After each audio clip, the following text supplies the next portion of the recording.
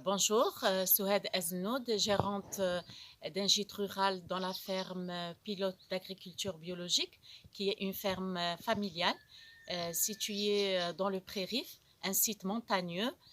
On travaille l'agriculture en adoptant les techniques d'agroécologie et d'agroforesterie et on essaye de convaincre à travers la ferme les paysannes et les paysans d'utiliser ces techniques dans leur agriculture familiale. Parce que ces techniques sont très importantes pour atténuer notamment les phénomènes d'érosion qui se passent dans un site montagneux. Pour nous, l'approche communautaire, à savoir travailler avec la population locale, est très important. Pour cela, on a créé des activités génératrices de revenus, notamment la coopérative agricole Arief Kissen, qui multiplie les semences locales et sauvegarde la biodiversité. Et je peux vous dire que notre coopérative a sorti la première expérience de sauvegarde de petits épeautres au Maroc. C'est une semence ancienne qui était en voie de disparition. Et pour nous, la multiplication des semences, la sauvegarde de la biodiversité est une des réponses à l'adaptation des effets néfastes des changements climatiques.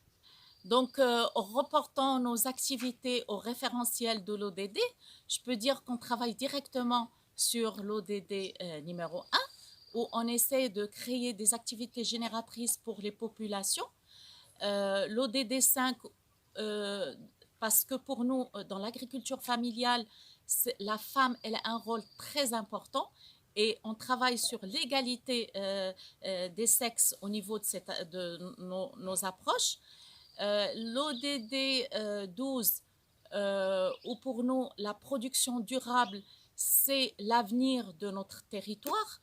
Et ça permet, cette production durable, ça permet aux jeunes de ne pas quitter leur territoire et de pouvoir vivre de ce qu'ils produisent, génération après génération.